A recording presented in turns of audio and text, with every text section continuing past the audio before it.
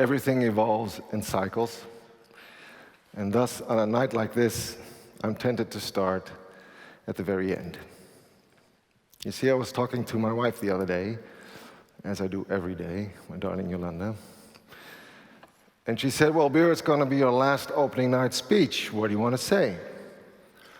I said, well, I won't speak about our amazing program too much. I got the memo. But I will speak about the collective responsibility for creating cinema. Collectivity is like a strand throughout the festival, sort of fits in, with a year of fair practice codes, codes of inclusion, diversity, governance, beleidsplannen.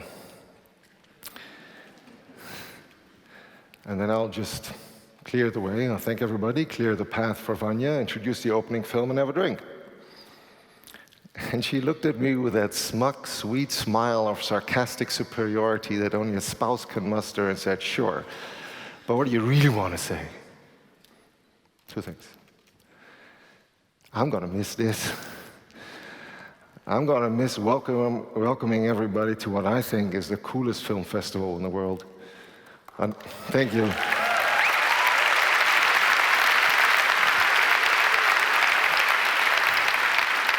Under the watchful eye of the very cool mayor, Mr. Abu Talib, who's here with us and staying with us. Thank you for that. Welcome back also to our Secretary of Culture, Ingrid van Engelshoven. So happy that you're back with us. Thank you.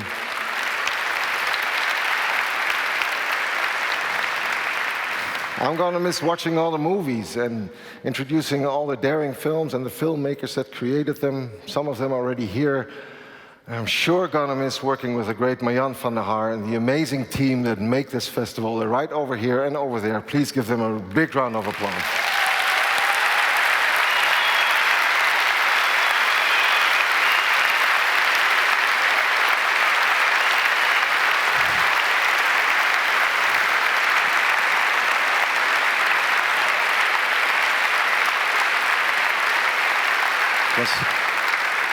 Plus 950 volunteers, can you believe it? Second, when creating a festival, much like when making a film, everything else must go. It's the most important thing in the world. I'm sure every filmmaker here agrees.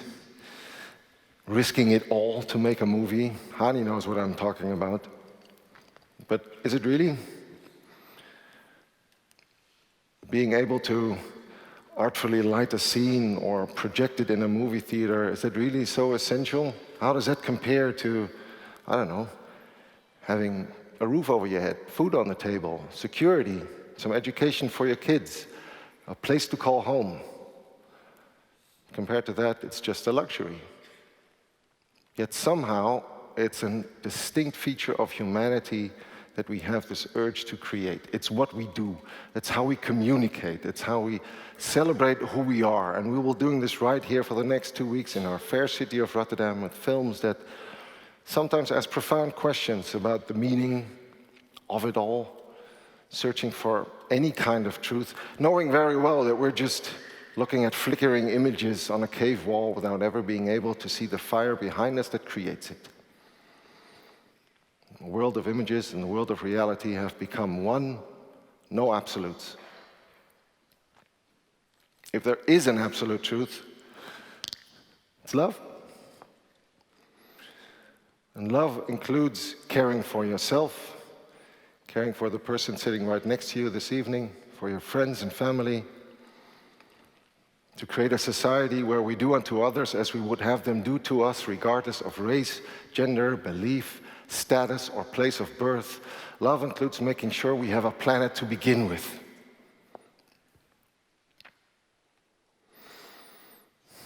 Now that we see with 2020 vision, we realize that the way that we show that love is through stories, self-created human narrative.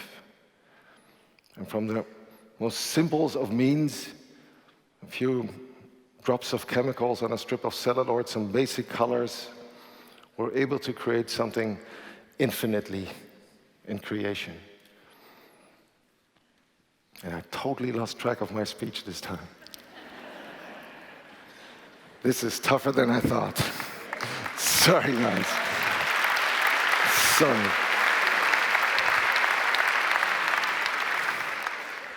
I guess all I want to say is this.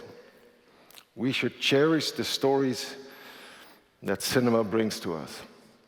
The stories that revisit the past, that review our present, envision the future, that somehow show us what it means to be human. That is not a luxury. That's something devoting time for, devoting passion into, something we should cherish collectively as creators and active spectators. And this collective effort includes all of you. Without you, there is no festival. It's simple as that. As friends or sponsors or partners, institutions, individually or as organizations, as filmmakers and film lovers, by caring, by supporting, and yes, sometimes risking it all. And on behalf of IFFR, I thank you for it, because in too many cases, when people are neglected or restricted, when society or identity itself is at stake, and the notion of freedom of expression is just an idea and filmmakers are at risk, being able to say who you are, that you exist, may well be the most important thing in the world. Ladies, gentlemen, and sacred beings from all around the world, it is my huge honor for the last time to open you, to welcome you. Never happened. To welcome you to the opening night of International Film Festival Rotterdam. Thank you very much.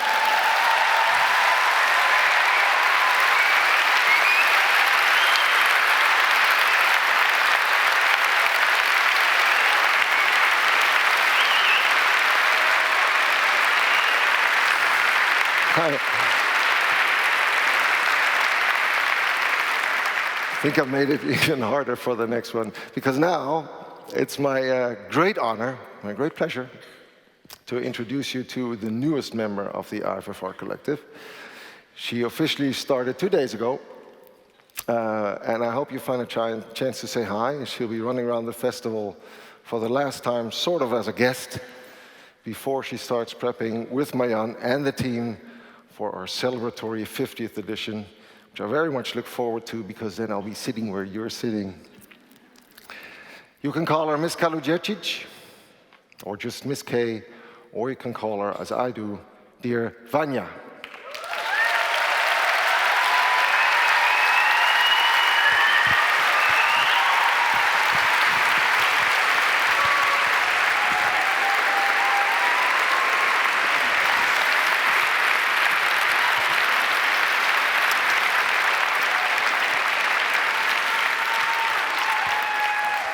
It always looks so easy, doesn't it? Isn't this cool? And there are 600 more people in the Willemburgerzaal and like 750 in the Schouwburg. There's a lot of people. No pressure whatsoever. No pressure whatsoever. So of the whole program, you'll be watching, more than me maybe. What are you looking forward to most? Always discovering the talents in Tiger competition and Bright Future competition, and of course so many very exciting thematic programs that IFFR always does. And then, of course, it always goes beyond that with amazing exhibitions. And one of my darlings, of course, as you know, talks to masterclasses.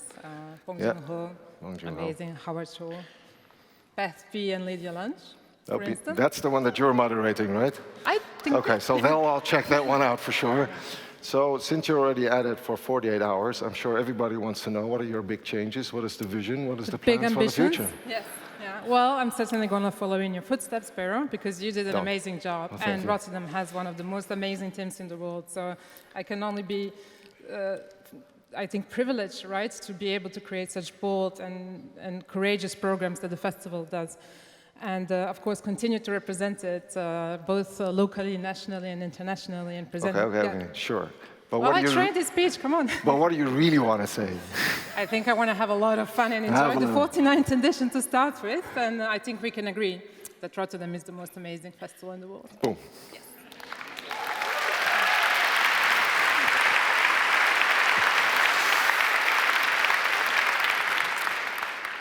We have a great opening film. It's Mosquito.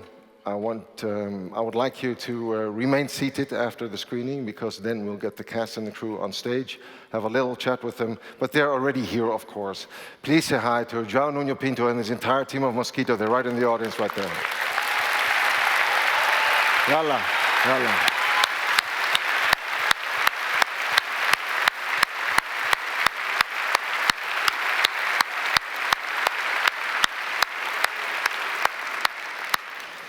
I heard yesterday that apparently it's the first Portuguese film ever to open a huge major international film festival. I think the president of the Portuguese Film Institute is here. Well, congrats. Please enjoy the festival, have fun. We'll see each other quite a lot, I'm sure of that. Please enjoy the festival, enjoy the film, the world premiere of Mosquito.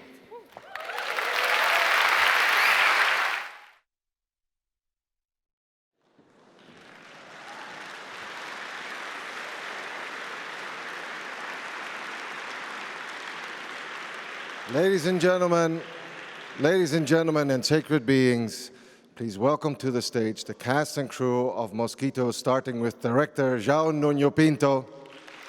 Come on up, guys. Please also for the screenwriter Fernanda Polaco, for actors João Nuno Monteiro playing Zacarias, from Mozambique Josefina Massango, Sebastian Yeco playing the German guy, of course, also the producer, Paulo Branco. There's more. Co-producers, Ana Pinha Maura, Maria Peixoto, executive producer, Enrica Zarafaya, costume designer, Maria Doré, first AD, Cesario Monteiro, and assistant director, João Salgado.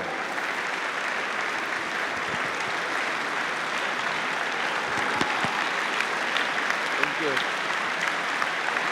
Oh, okay. You stay here. Well, please. Let's talk to this guy. You come here with me. Please, you come here with me. You guys make a nice little line here tonight.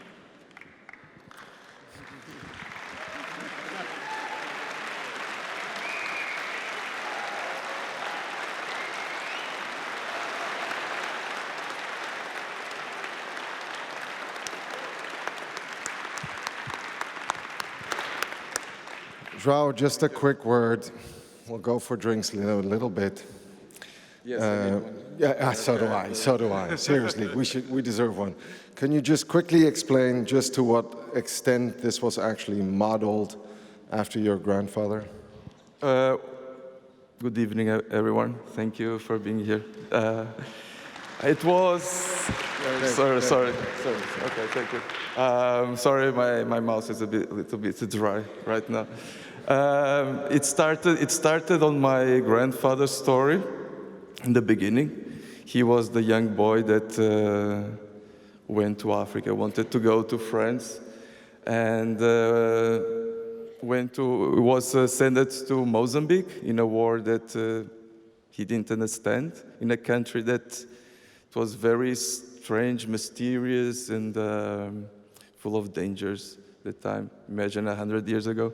And that was the beginning, and he really walked that alone, all that trying to find the war.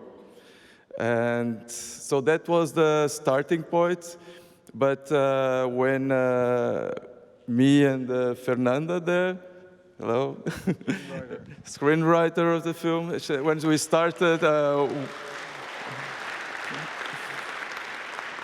when we started working and we went to Mozambique to research and to understand what really happened there, we found out that this war was forgotten by history and for history books. Nobody talked about it. There wasn't narratives written about it. And so we felt there was even more urgency in telling what happened there. And the more we found out, the more we understand more deeply the horror of war and of colonization, and to subjugar,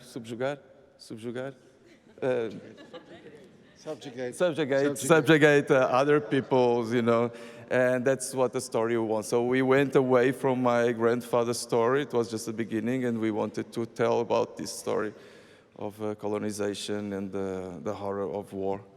You did an amazing job, really. Can I ask you a quick question? How did you prepare for the role? How much time did you spend in Mozambique? You're 42, but you look 70. You're not 42. How did you prepare for this role? So I made the casting 3 years ago before shooting, and then the shooting was postponed. And so I had why? Because of the civil war that was going on the locations that João Nuno and Paulo Branco was intending to film in the north of Mozambique. And so I would love to say that I had 3 years to prepare myself, but I didn't. No, that's not how it worked. We were very lucky. He has this baby face that doesn't grow up. So. Yeah, for 3 years I was most the same. But I think the lucky I had was because the script was almost the same, even though it was changing during those 3 years. And so I had Zacarias in the back of my mind, always with me, of course. I was very nervous, and still am. Very fine. And when it started to approach, so the last and the actual shooting dates, 4 months, I think. So I started to do training, of course, physical preparation, and to start to get thinner, and then to collect all the Just a little detail, he walked with those boots for 3 years before we shoot. Oh, that's true. And I used to make walks barefoot on Lisbon, in some of the Lisbon gardens. Yeah, all that physical preparation.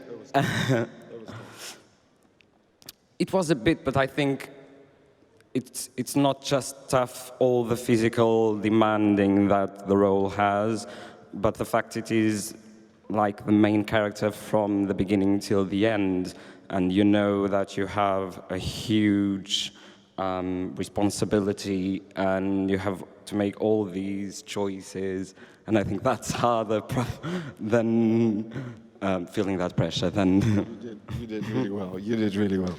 You did really well. Fernando, Fernando, can you come on for a second? We need a little translation because we have a big star from Mozambique with us, and she will not speak English with us. Please tell me, you were the conduit to all the other actors there. You workshopped with them. What was it like to get them to work on this project? Can you help? Please. Sim, eu vou traduzir para você. But tell them in Portuguese, please. Yes. Ele quer saber como é que você preparou todas as outras atrizes, como é que foi essa parte de chamar elas e trabalhar com todas essas mulheres e conseguir que elas ficassem tão maravilhosas. Muito obrigada. Meu nome é Josefina Massango, sou atriz de Moçambique, professora também de representação. Na verdade, este namoro com este filme é algo que vem de muito longe e que quando se chegou a Moçambique e se pediu os atores na altura, eu conhecia, e porque trabalho com os atores moçambicanos, sugeri algumas atrizes que pudessem encaixar no papel e pronto, iniciou o trabalho. Foi basicamente isso. Na verdade, a maior parte do trabalho é dele, não meu. Yeah, so her name is Josefina. She's from Mozambique, and she's an actress and a teacher, an acting teacher as well.